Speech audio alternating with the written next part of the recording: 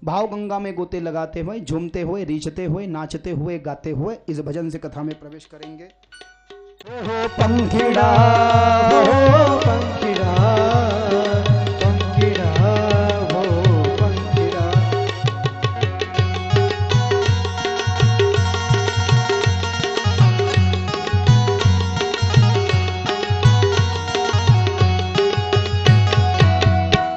हरि बोल, जय हो। पीछे वाले भक्त भी जरा दोनों हाथ उठा करके।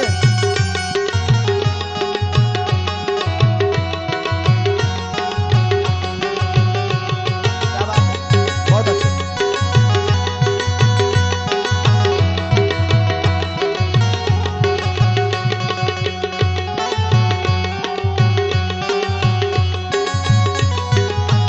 हरि बोल, जय हो।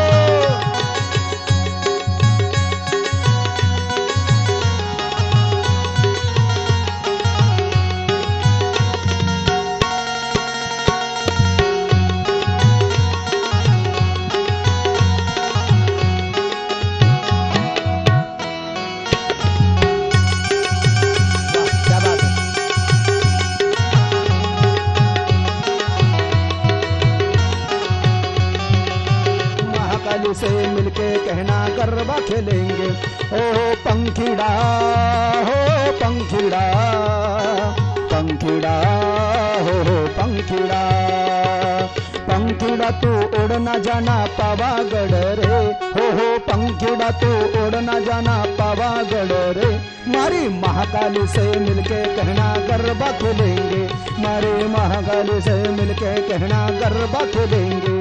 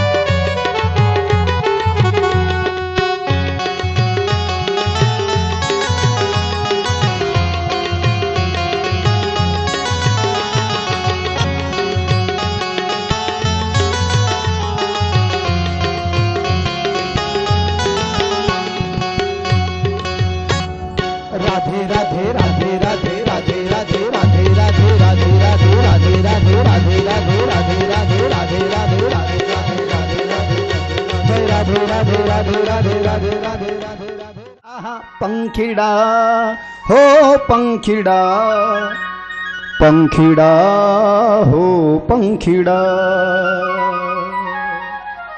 सभी माता बहनों के बहुत बहुत धन्यवाद। पंखीड़ा पर आप अच्छा गरबा खेल लेते हो, मुझे पता चला इस बात का, तो मैंने कहा अभी ये तो राधे राधे वाले भजन है ही, लेकिन इसलिए एक दिन कथा में देवी भागवत के इस भाव को उपस्थित कर दिया। 88,000 शौनकादिक ऋषियों ने सूत जी महाराज के चरणों में प्रणति निवेदन किया। नैमिषारण्य शारण्य तीर्थ में चल रहा यह लिंग महापुराण कथा रूपी संवाद, जिसमें इस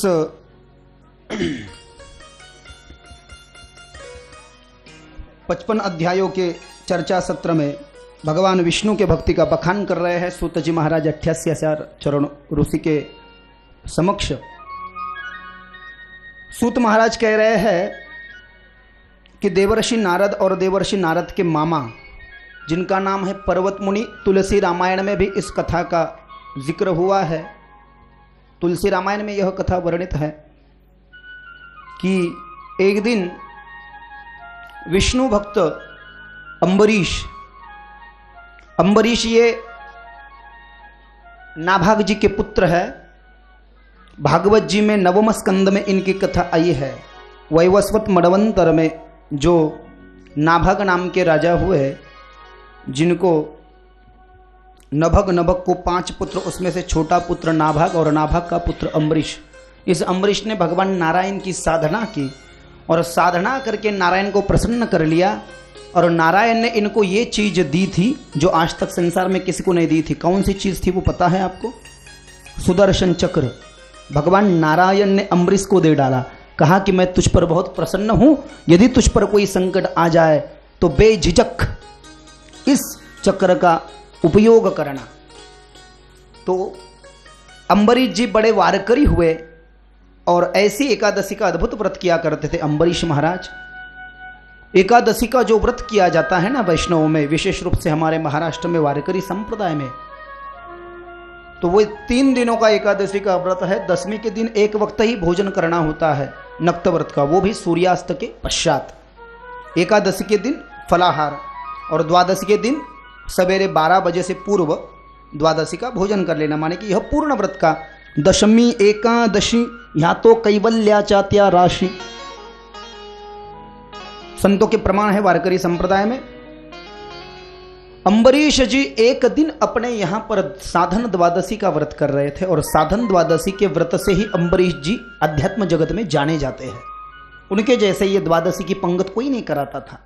जो विष्णु के बड़े भक्त है, विष्णु के प्रिय है, विष्णु के लाडले है, लाडला ही कहना पड़ेगा ना, क्योंकि नारायण ने आज तक जो वस्तु किसी को दिए ही नहीं है। सुदर्शन तो नारायण का आभूषण है, उससे कई सारे दुष्टों का उन्होंने संहार किया है, लेकिन वह वस्तु अपने भक्त को दे दी। क्यों? तो भगत के बस में है भगवान, जहां कोई नहीं आता वहां मेरे राम आते हैं। बहुत ज्यादा रिझाया है अम्बरीश ने, इसलिए नारायण ने उनको वह चक्र दे डाला। और एक दिन साधन द्वादशी के व्रत की पूर्तता हेतु अम्बरीश जी ने 60,000 ब्राह्मणों को निमंत्रित किया। वह ब्राह्मण वहां पर पधारे, भोजन के लिए पंगत में बैठ गए।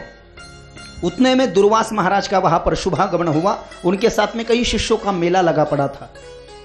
दुर्वास जी को देख करके अम्बरीश जी को बड़ी प्रसन्नता हुई, उनका हृदय गदगद हुआ।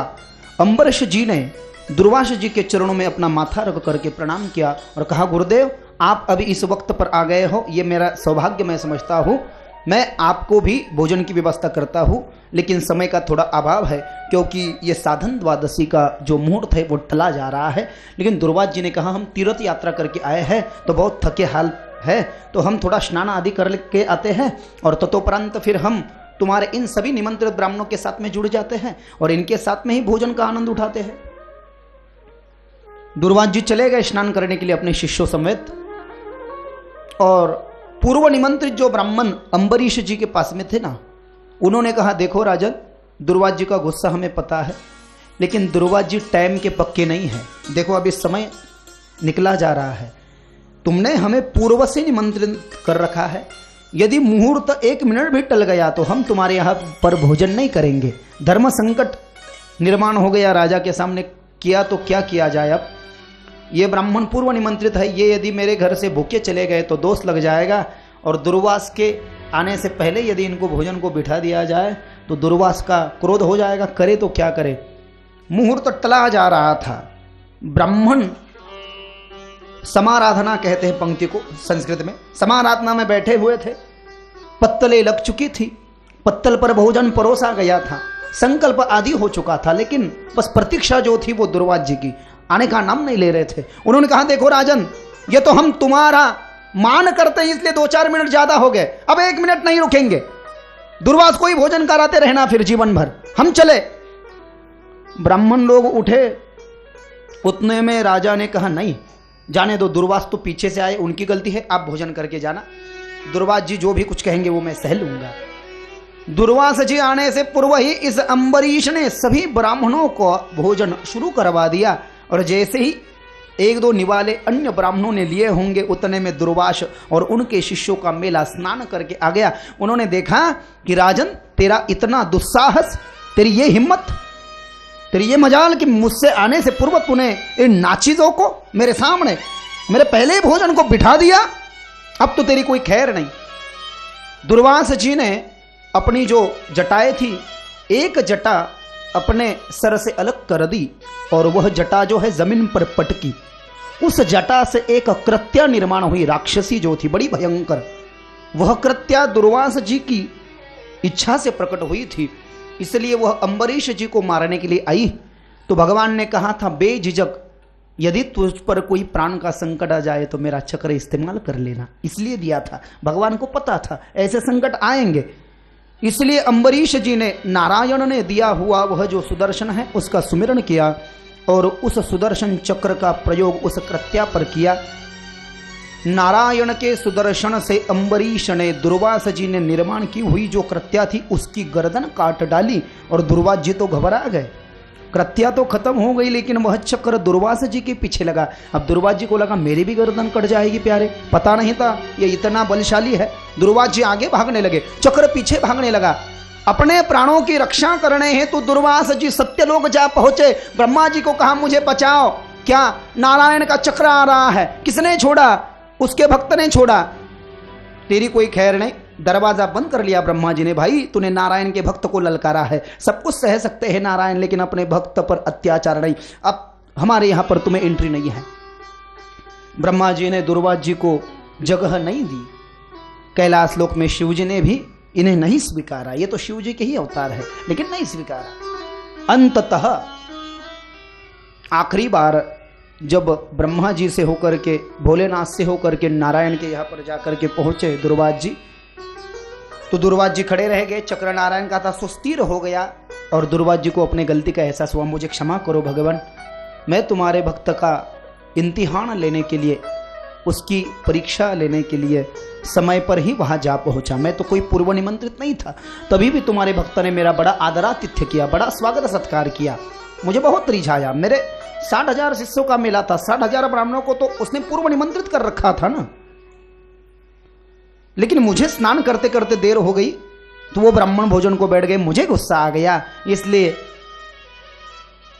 अगर निष्कारण कोई संत यदि गुस्सा करे तो भगवान भी साथ नहीं देते। निष्कारण गुस्सा भी ऐसा हो, उस गुस्से के पीछे जगत कल्याण का विचार छुपा होना चाहिए। वरीयाणेशते कृष्णम कृतो लोक हितंडपः आत्मवित सम्मतम पुंसम श्रोतव्यादिषु यपरः।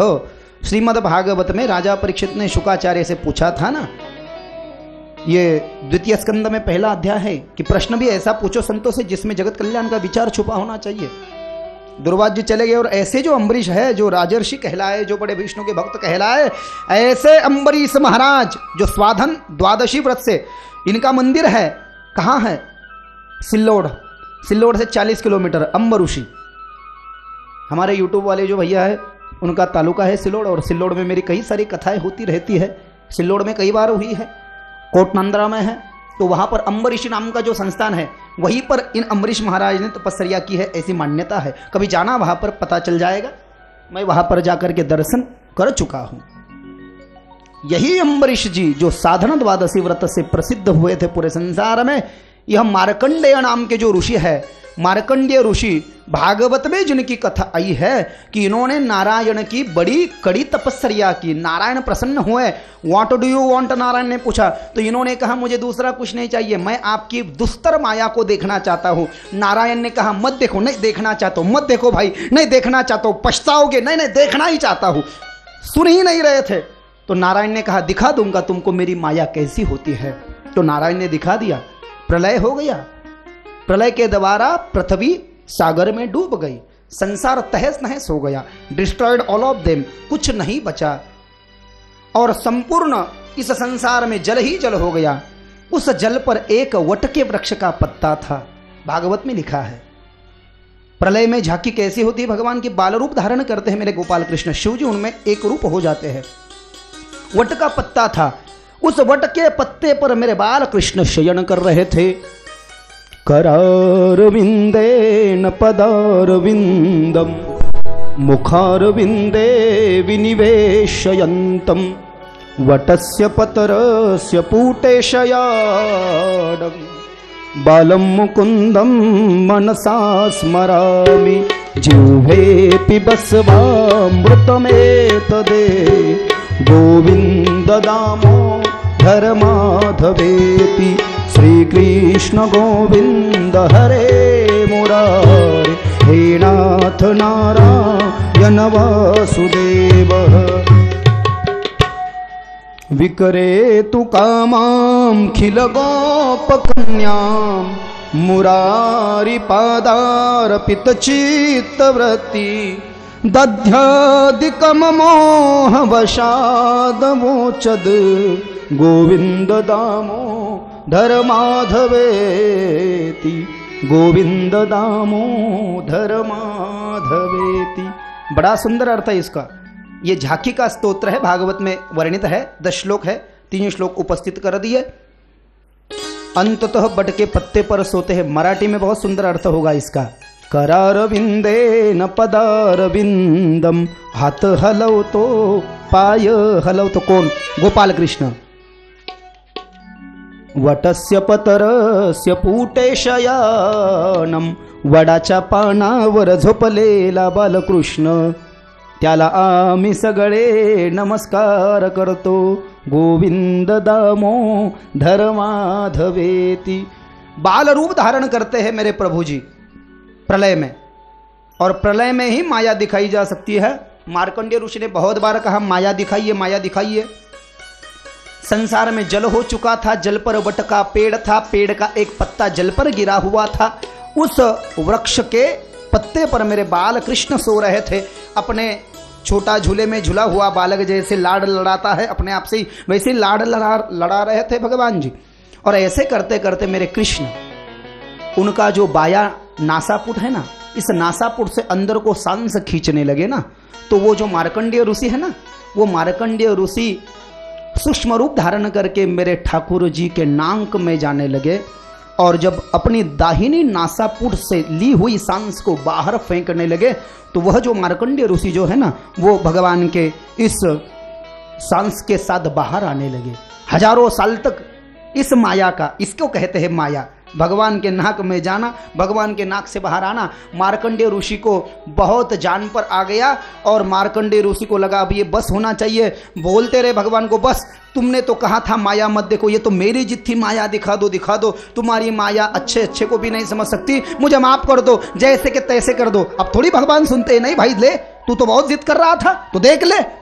हजारों साल नाक के अंदर जा रहे थे, सांस थोड़ी नाक के बाहर आ रहे थे। ऐसा करते करते करते करते करते मार्कंडेय ऋषि मरणासन्न, मर ही गए, जीवित थे लेकिन जीवित आदमी कुछ नहीं कर सकता, जगह पर बैठा है समझ लेना, मर गए, मरणासन्न स्थिति हो गई, बस शरीर में त्राण नहीं। और ऐसे मरणासन्न स्थिति वाले मार्कंडेय ऋषि पर मेरे भगवान को दया आ गई, और मेरे भगवान ने, मेरे बाल कृष्ण ने, मेरे भोलेनाथ ने मार्कंडेय ऋषि को पुनः जीवित किया। न तो जीवित किया ताकि उनको 7 चिरंजीव है ना, 7 चिरंजीवों में इनको 8वां चिरंजीवी बना दिया। जब तक चांद सूरज रहेगा तब तक मार्कंडेय ऋषि जीवित है। अश्वत्थामा बलिर व्यासो हनुमंत विभीषण कृपाह परशुरामश सप्ततेते चिरजीविनः। पद्म पुराण का श्लोक है। ये 7 चिरंजीव है। मार्कंडेय तथाष्टमम, ये 8वां चिरंजीव बना दिया उसमें। मार्कंडेय तथाष्टमम सागरपम मृत्यु विवर्जितः, इनको 8वां। और ऐसे मार्कंडेय ऋषि जिन्होंने बाद में मार्कंडेय पुराण लिखा, उनका चरित्र उसमें है। मार्कंडेय पुराण 18 पुराणों में से एक है, जो हजारों साल भगवान के नाक में जा रहा था और बाहर आ रहा था। उनसे बड़ा ज्ञानी कोई नहीं है। दुस्तर माया को उन्होंने तारा है ना, तो उन्होंने कहा देखो भाई, अच्छे अच्छे भी भगवान की भक्ति की मार्ग से भटक जाते हैं। तो नारद जी का उदाहरण कहा। एक दिन देवर्षि नारद और उनके मामा पर्वत मुनि, रामायण की कथा है, लिंग महापुराण में कह रहे हैं, देवर्षि नारद और देवर्षि नारद के मामा जी, जिनका नाम है पर्वत मुनि, मामा भांजे दोनों घूमते घूमते एक राजा की नगर में आए। उस राजा का नाम है संजय, और उस राजा को एक कन्या थी जिसका नाम था श्रीमती। अब वो श्रीमती दिखने में इतनी सुंदर थी। ये दोनों सन्यासी थे। कौन? देवर्षि नारद और पर्वत मुनि। इन्होंने सोचा था पांचाल महाराज की जीवन में कभी विवाह नहीं करेंगे। क्यों? क्योंकि ये भगवान के भक्त है ना। लेकिन उस कन्या को देख करके मन में विचार आ गया, यदि हमारी शादी हो जाए तो बात बन जाए। दोनों को भी लड़की पसंद आ गई। मामा ने कहा मैं उससे शादी करूंगा, और भांजे ने कहा मामा जी तुम क्या सटिया गए हो, अब तो मेरी शादी की उम्र है भाई, और तुम शादी करोगे? मैं करूंगा। दोनों ने कहा नहीं, तू भी मत कर, मैं भी नहीं करूंगा। हम दोनों में से वह कन्या जिसको पसंद करेगी वही शादी करेगा। लेकिन तुझे मेरी सौगंध है नारद कि तू कुछ भी मेरे पीठ पीछे उससे नहीं कहेगा। तुझमें और उसमें यदि कोई संवाद हो तो तू मुझे कहेगा, और यदि मुझमें और उसमें कोई संवाद हो तो मैं तुझसे कहूंगा। दोनों की ऐसी बात तय हो गई मामा भांजे की। लेकिन हुआ ऐसे कि पर्वत मुनि नारद जी के मामा है, लेकिन पर्वत मुनि को तो गायन नहीं आता, लेकिन नारद जी को बड़ा सुंदर गायन आता है ठाकुर जी का। ऐसा गायन करते हैं नारद जी, मेरे ठाकुर का, मेरे कृष्ण का। क्या कहे कि तेरी गलियों, वृंदावन के संत गा रहे हैं, तेरी गलियों में घूमना चाहता हूं मैं। ऐसी लाजवाब गायकी नारद जी की कि कोई भी गायन सुनते सुनते नारद जी का भक्त बन जाए। तो रोज सवेरे जो रियाज करते थे ना नारद जी, तो अपने आप ही राजा की कन्या को नारद जी पसंद आ गए। तो दोनों बातें करने लगे। बातें करते करते पर्वत मुनि को पता चल गया। तो पर्वत मुनि को लगा अब तो मेरी दाल गलने से रही। उनको लगा मेरे भांजे ने मुझसे धोखाधड़ी कर दी प्यारे। वैसे तो नारद जी ने कुछ नहीं किया था, वो कन्या राजा की अपने आप ही नारद जी के गायन से नारद जी पर प्रभावित हो चुकी थी ना। तो नारद जी के पास आ गए और कहा मैं तुमसे विवाह करना चाहती हूं। नारद जी तो है सन्यासी, लेकिन उस कन्या का स्वरूप इतना सुंदर था, भगवान ने रची हुई यह माया है। क्यों? यह कथा सूत जी महाराज 88,000 ऋषियों को सुना रहे लिंग पुराण में।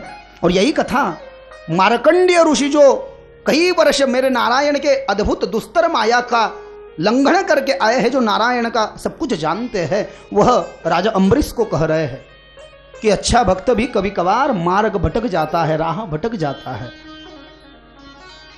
देवर्षि नारद के गायन से प्रभावित हुई वह कन्या जब नारद से शादी का प्रस्ताव रखा, तो नारद का जो आनंद सा अपने आप में समाये से नहीं समाया जा रहा था। नारद जी को बड़ी प्रसन्नता हुई। अब तो कोई टेंशन नहीं रहा, मामा का तो पता कट गया है, अब तो मैं ही हूं। लेकिन मामा को गुस्सा आ गया।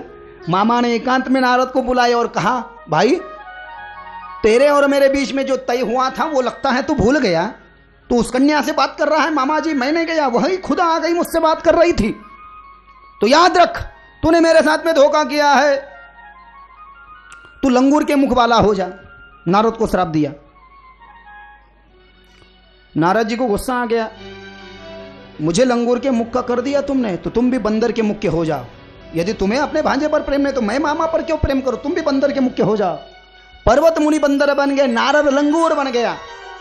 उस कन्या को बड़ा बुरा लग गया और फिर दोनों झगड़ा कर रहे थे विवाह करने के लिए। राजा की कन्या ने राजा से कहा दोनों भी परस्पर लंगूर बंदर बन गए और दोनों ने कहा राजन हमको तेरी कन्या चाहिए। राजा घबरा गया क्योंकि राजा इनके सामर्थ्य से भली भांति परिचित था।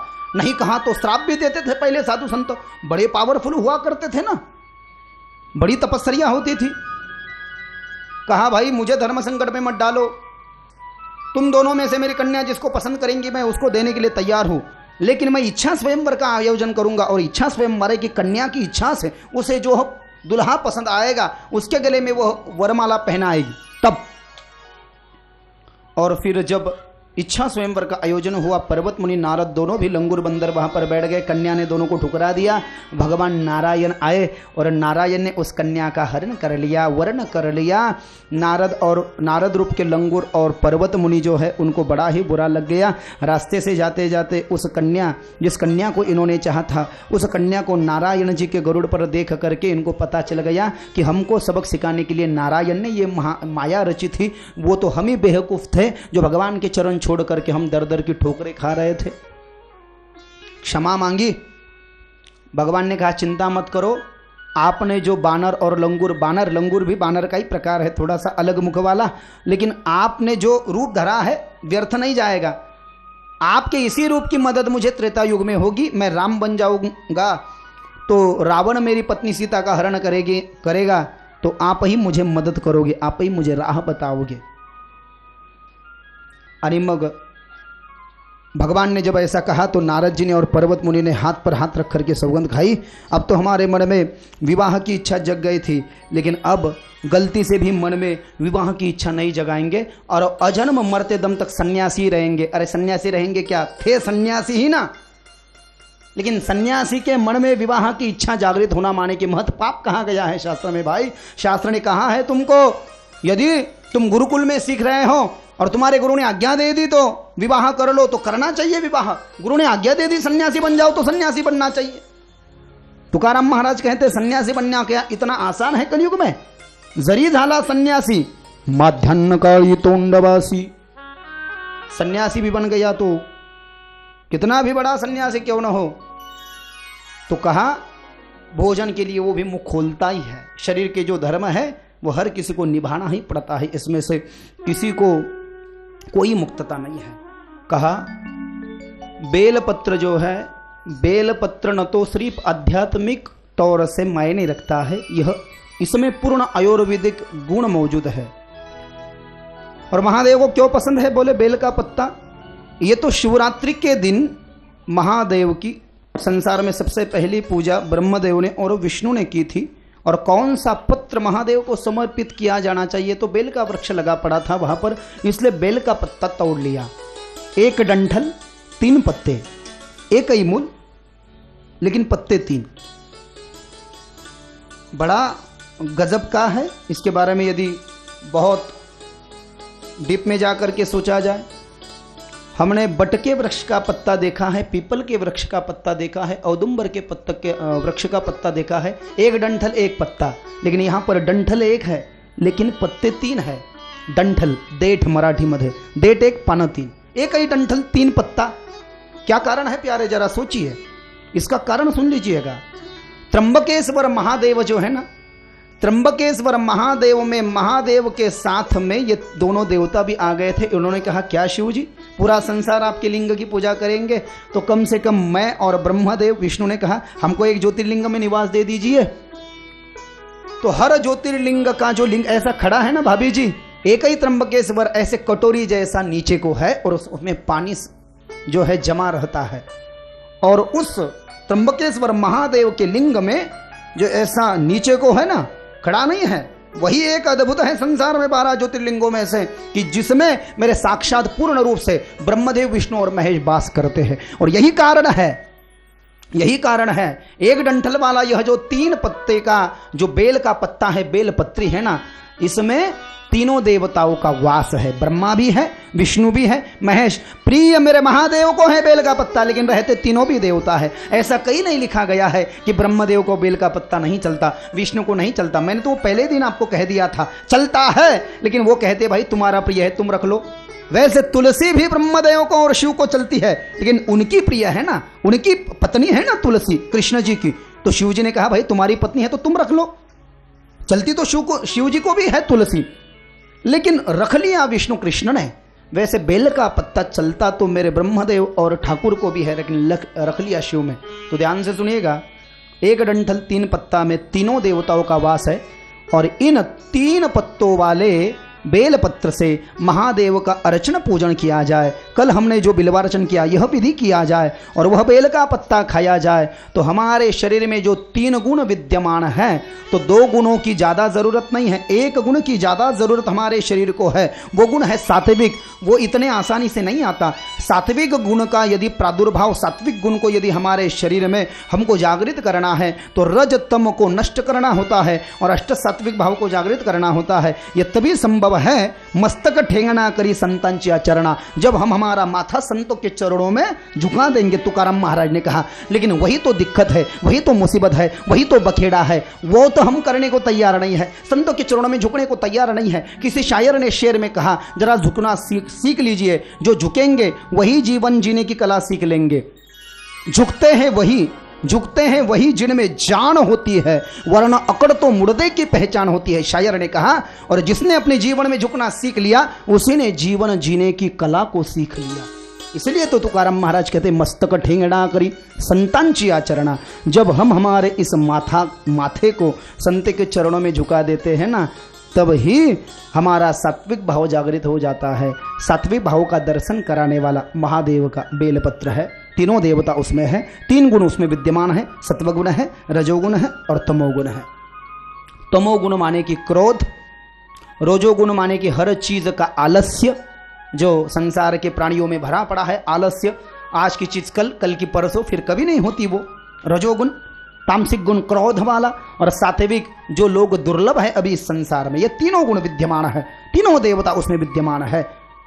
और सुनिए, क्यों महादेव को प्रिय है। दुनिया में सबसे पहले महादेव के लिंग को विष्णु ने और ब्रह्मदेव ने चढ़ाया था, इसलिए नहीं। मेरे महादेव, सागर मंथन चल रहा था, सागर मंथन से जो 14 रत्न निकलने वाले थे, सबसे पहले हलाहल विष निकला था।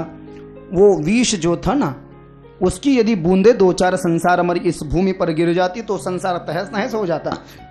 तो महादेव ने उस हलाहल विष का पान किया तो महादेव मूर्छित हो गए। राम के नाम से उन्होंने विष को पचाया, लेकिन मूर्छित हो गए। महादेव उठ नहीं रहे थे। तो कौन सी ऐसी औषधि है जिससे महादेव को पूर्व की भांति किया जा सकता है। अब तो वो मूर्छित हो गए, तो सभी देवताओं ने विष्णु जी की आज्ञा से बेल वृक्ष का जो है ना, बेल के कई सारे पत्ते तोड़े और बेल के पत्तों को तोड़ करके उसको पीसा, उसका चूर्ण किया। उसका चूर्ण करके उसका जो रस था वो बेल पत्र के रस को महादेव के मुख में डाला। तो महादेव जो हलाहल विष का पान करके जो मूर्छित हो चुके थे, तो इसी बेल पत्र के रस के काढ़े से, औषधि से वो पूर्व जागृति उनमें आ गई थी। तब से महादेव ने स्वीकार किया, ये बेल का पत्र यदि मेरी मुझे मूर्छा से मुक्त कर सकता है, मुझे मूर्छा से बाहर निकाल सकता है, तो आज से ये बेल का पत्र ही मेरा प्रिय होगा। हर कोई शिव भक्त इस बेल पत्र को मेरी पूजा में चढ़ा है। तब से संसार में पूरे यक्ष चारण सिद्ध गंधर्व मानव महादेव को बेल का पत्र चढ़ाते हैं। यह उसका कारण है। तो आध्यात्मिक रूप से हमने महत्व जाना है, महादेव को क्यों पसंद है ये भी जाना है, और अभी उससे क्या क्या किया जा सकता है सुनिए।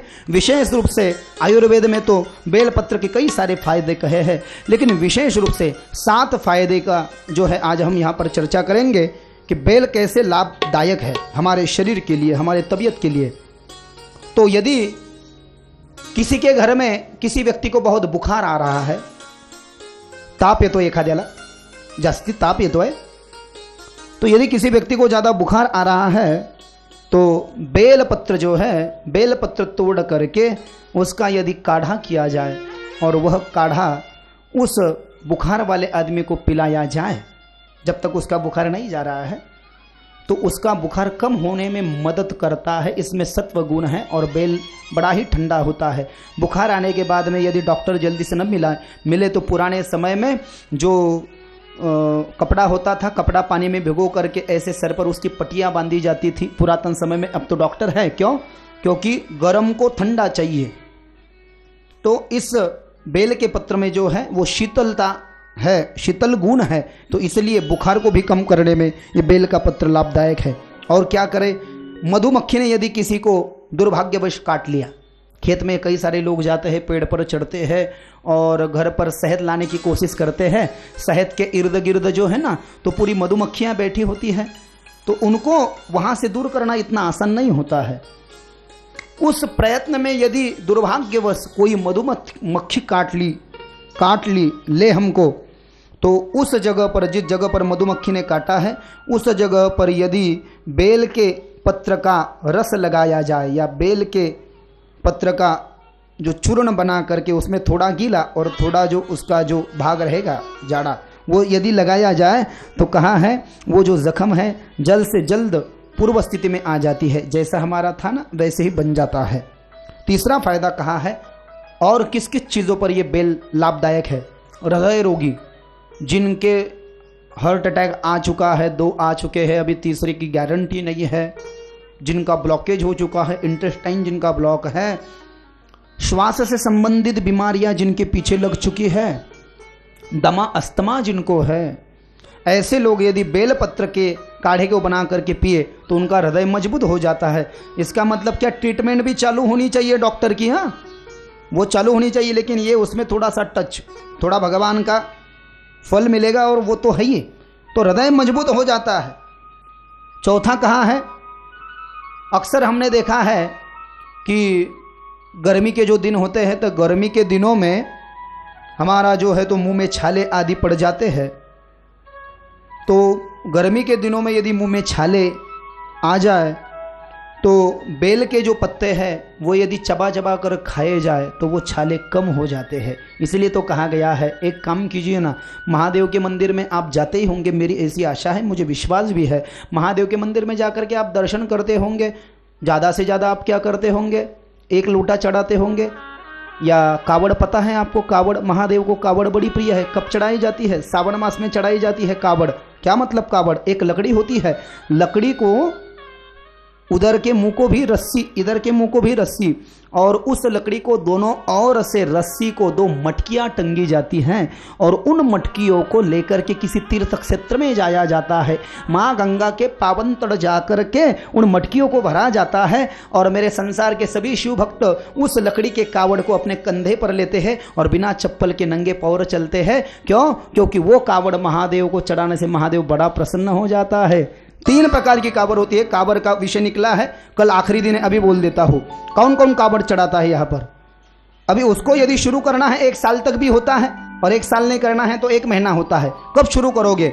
माघ मास की शिवरात्रि में शुरू करके श्रावण मास की शिवरात्रि को खत्म करना होता है। यदि ऐसा नहीं है तो श्रावण मास के पहले दिन को शुरू करना और श्रावण की अमावस्या को खत्म करना। कैसे? ध्यान से सुनिएगा। यदि आपके पास में लकड़ी नहीं भी है तो 2 लोटे लेना है, लेकिन लोटा में कोई फर्क नहीं होना चाहिए। पीतल के तो पीतल के, तांबे के तो तांबे के, या स्टील के होंगे तो स्टील के, दोनों एक जैसे होने चाहिए, तो उसका पूर्ण फल मिल जाता है। 2 लोटे भर लीजिएगा, बिना चप्पल के मेरे शिव के मंदिर जाइएगा और जाने के बाद में नमः शिवाय कह के नागेंद्र हराय जो भी मंत्र आपको शिव का आता है वह मंत्र बोल करके कावड़ चढ़ाते वक्त याद रखना चाहिए, दोनों लोटे एक साथ ही महादेव पर चढ़ाने होते। पहला ये बाद में ये नहीं, पहला ये बाद में ये नहीं, इसको ध्यान रखिएगा। शिव महापुराण में इस बात को लिखा है, उसको कहते हैं कावड़ चढ़ाना। दोनों लोटे एक साथ, दोनों तांबे एका सोबतच, और गंगा जल होना चाहिए, क्योंकि महादेव को हमने उस दिन भी चर्चा की 2 दिन पूर्व कि गंगा जल का अभिषेक बड़ा पसंद है। उसके बाद में दूध, दही, शहद का, गन्ने के रस का, कई सारे फल उसके हैं, तो इसको कहते हैं कावड़। गर्मी में तो कावड़ से ये विषय निकला है, और कावड़ महादेव को पसंद है, गंगा जल ज्यादा पसंद है, इसलिए तो वो जो धार है सोम मंगलम सारधार मंगलम एक जैसे ही चली रहती है। तो कई सारे लोग देखिए ना, धूप के दिनों में ही जाते हैं कावड़ चढ़ाने के लिए। बहुत ज़्यादा गर्मी भी होती है उस दिनों में, पैरों में छाले पड़ जाते हैं भाभी जी। इधर के तो बहुत सारे लोग जाते होंगे, लेकिन हमारे उत्तराखंड में 3 प्रकार की वो कावड़ की यात्रा होती है। एक बड़ी सी ये होती है, डोली होती है, डोली में मेरे महादेव का विग्रह होता है, और उस महादेव को 4 जन अपने कंधों पर उठाते हैं, और एक कंधे पर कावड़ को भी उठाते हैं। फुलोरे से उसको सजाया जाता है, देखने मात्र से बहुत पुण्य की जो है पुण्य जग जाता है। किसी ने मुझे पूछा, महाराज जी आप तो महाराष्ट्र के लगते ही नहीं। मैंने कहा हूँ भाई महाराष्ट्र का, ऐसे थोड़ी होता है। ये तो थोड़ा अध्ययन मेरा हिंदी में हो गया 10 सालों में, उधर तो थोड़ा भगवत कृपा से ऐसी कृपा बरसी की आ गया। लेकिन आपके बाहर अभी वृंदावन में कुछ पंडित लोग होते हैं, कुछ चैनल वाले लोग होते हैं, कुछ हमारे माहेश्वरी समाज के लोग हैं, कुछ जैन समाज के, कुछ जायसवाल परिवार के लोग हैं। तो वो हिंदी में कथा हिंदी में समझ आ जाता है, देश की राष्ट्रभाषा है इसलिए फिर हिंदी में कथा करते, बाकी कोई बात नाही आहे। मराठीत पण करतो बरं, कमी खेड्यात असं काही नाही, गैरसमज काढा। एखाद्याला करायची असेल तर त्यांना वाटेल बाबाजी तो हिंदी में करते, खेड्यामध्ये करतो तर मराठीतच कथा असते, आहे की नाही। जाधव महाराज, तबला वादक जाधव महाराजांना माहिती है। लेकिन आप जो हमारे सिटी के माता बहनें हैं ना, तो एक बार तो आपको मानना पड़ेगा, हम सब आपके लिए ताली बजाना चाहते हैं। क्यों मालूम है, यहाँ पर किसी ने मुझे नहीं कहा महाराज जी मराठी में कहो ना। क्यों?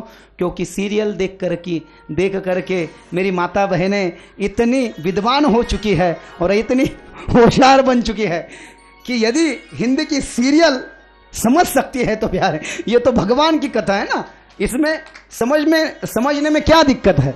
ये तो बड़े आसानी से आप ग्रहण कर सकती हो, इसे जहन में बिठा सकते हो, इसे समझ ले सकते हो। हाँ, तो करके देखने में क्या हर्ज है। ये तो बवासीर पर भी लाभदायक है ये बेल का पत्ता। और आगे कहा छठा फायदा इसका, बेल के रस में शहद डाल करके यदि पिया, जिसको सर्दी जुकाम की समस्या है, जिसको बहुत खांसी की समस्या है, बहुत खांसता रहता है बारंबार, एलर्जी की खांसी है किसी को ना, किसी को तो ये वातावरण में बदलाव हो जाए तो हो जाता है, लेकिन किसी को एलर्जी की खांसी है, कुछ भी हो जाए, धूप का यदि ये चला जाए अंदर शरीर में, अगरबत्ती भी किसी को सही नहीं जाती तो फिर खांसी आ जाती है एलर्जी वाली। तो ऐसे भी जो लोग हैं, तो बेल के रस में यदि शहद डाल करके यदि पिया जाए तो सर्दी जुकाम खांसी ये कम होने में भी वो लाभदायक है। और अंततः सातवां इसका फायदा कहा है, जिन लोगों को पेट की बहुत बीमारी है, अपचन है, डिहाइड्रेशन, डाइजेस्टिव सिस्टम खराब हो गया, पूरा बिगड़ चुका है, खाने को तो बहुत पसंद है, खाना चाहते हैं, लेकिन पेट खाने नहीं देता प्यारे, खाया हुआ पचता ही नहीं, बहुत दवा पानी चल रहा है, भागना भी चल रहा है, रामदेव बाबा का योगा भी चल रहा है, लेकिन आराम का नाम नहीं है। ऐसे जो लोग हैं ना, ऐसे लोग इस पेट की बीमारी के लिए यदि बेलपत्र का रस पिए प्यारे, कई दिनों तक समझ लेना, कम से कम 1 महीना तक, तो उनकी भी ये डाइजेस्टिव सिस्टम है, ये सुधारने में बड़ी मदद होती है। आयुर्वेदिक रूप से शारीरिक तौर पर ये 7 फायदे हैं। और क्या किया जाना चाहिए, अंततः 5 मिनट में कहा, यदि कोई गरीबी से परेशान है, कर्जे में डूबा हुआ है, दरिद्र बन चुका है, पैसे कमाना चाहता है, पैसे कमाने का बड़ा हुनर है, लेकिन नसीब साथ नहीं दे रहा है, रिश्तेदार साथ नहीं दे रहा है, माँ बाप साथ नहीं दे रहे हैं, पूरा संसार साथ नहीं दे रहा है, तो वो क्या करें, शिवरात्रि के दिन, महाशिवरात्रि के दिन महादेव के मंदिर में जा करके 3 बेल के पत्ते ले और 3 बेल पत्र पर, 1 डंठल वाले 3 बेल के पत्ते पर 1 डंठल और पत्ते 3, उन 3 पत्तों पर सफेद भस्म से इस अक्षर को लिखे। किस अक्षर को लिखे? महाशिवरात्रि के दिन शिव के मंदिर में जाकर के शिव जी के सामने बैठ करके उस बेल पत्र पर, तीनों पत्तों पर भस्म से इस उंगली से उम लिख करके, उ माने की उमा और म माने की महेश्वर, इन दोनों को लिख करके वह बेल पत्ता समर्पित कर दे, अपने मन की इच्छा मांगे, वह मांगने के पश्चात उस बेल के पत्ते को उठाए और वह बेल का पत्ता अपने तिजोरी में रख दे और अगले साल उसका विसर्जन करे। जीवन में जरूर कुछ न कुछ बदलाव दिखेगा, कुछ न कुछ प्रगति दिखेगी, करके देख लीजिएगा। और संतति से जो परेशान है, जिन माता बहनों को पुत्र नहीं हो रहा है, बहुत परेशान है, उनको तो गोपाल कृष्ण का ओम नमो भगवते वासुदेवाय मंत्र है ही, लेकिन कहा विशेष रूप से शिव जी भी बड़ी कृपा बरसाते हैं। क्या करना चाहिए पुत्र प्राप्ति के लिए, विशेष रूप से आध्यात्मिक तौर पर? तो कहा यदि किसी माता बहन की उम्र 25 साल या 30 साल है और उसको पुत्र नहीं हो रहा है, परेशान है, तो वह माता अपने उम्र के समान बेल के पत्र ले जितनी उम्र है 30 है तो 30 बेल के पत्ते, 25 उम्र है उस बहन की तो 25 पत्र बेल के पत्ते, 25 बेल के पत्ते, और उम्र जितनी है 30 है तो 30 बेल के पत्ते, 33 है तो 33 बेल के पत्ते, जो भी आपकी उम्र है अपने उम्र के समान बेल के पत्र लेकर के एक बड़े अच्छे पात्र में शुद्ध गाय का दूध लेवे और शुद्ध गाय के दूध में इन बेल के पत्ते को भिगो करके शिव जी के मंदिर में जाकर के शिव जी के मंदिर में दक्षिण की ओर पीठ करके उत्तर की ओर मुख करके बैठ जाए और 11 सोमवार अपने उम्र के जितने बेल के पत्ते शुद्ध गाय के दूध में भिगो करके ओम महादेवाय नमः, शिव महापुराण में कहा ओम महादेवाय नमः, इस मंत्र से एक एक पत्ता महादेव पर चढ़ाए और नाभि के अग्र से महादेव को प्रार्थना करे कि मुझे लाला दे दो, मुझे पुत्र हो जाए, तो उसमें भी मदद हो जाती है इस उपाय से। और आगे कहा आखिरी, कोर्ट कचहरी की समस्या, पुलिसों का झमेला जिनके पीछे लगा है, तो वो क्या करे, वो किसी सोमवार के दिन एक बेल का पत्ता और सफ़ेद चावल अपने साथ ले और अपने देवग्रह के बाजू में एक पीढ़े पर उस चावल और बेल के पत्ते को रखे और रामचरितमानस में कांड के अंतर्गत जो राम की स्तुति आई है, श्री रामचंद्र कृपालु भजुमन हरण भव भय दारुणम नव कंज लोचन कंज मुख कर कंज पद कंजारुणम, इसका पाठ करें और वह बेल का पत्ता और चावल अपने जेब में रखे और जब तक काम नहीं होता है तब तक जेब में रखे और अपने ओर से रिजल्ट आ जाने के पश्चात उस बेल के पत्ते को और चावल को मेरे माता बहनों किसी अच्छी सी पानी में प्रवाहित कर दे। ऐसे बहुत सारे फायदे हैं। आज की कथा यहाँ पर विश्राम लेती है।